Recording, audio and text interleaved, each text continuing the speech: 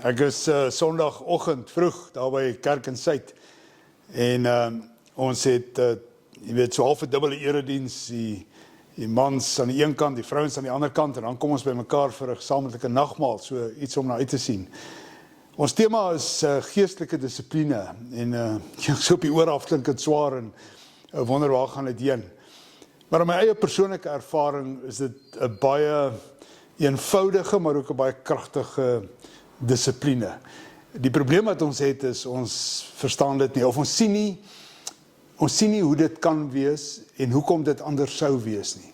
En tog worstel ons almal met die groot vraag, en dit is, maar hoe kry ek daai dissipline in my lewe sodat ek goed begin doen vanuit 'n innerlike oortuiging? En in hierdie proses het ek ook dan die volheid van lewe, en ek ervaar die volheid van lewe. En die lewe begin vir my meer sin maak. En alles in my lewe word makliker. So dis waarheen ons wil gaan met die gesprek. Dis 'n gesprek vir oud en jonk.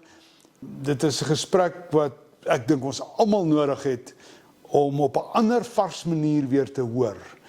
Dat daar iets baie besonders in die evangelie vir ons weggesteek is.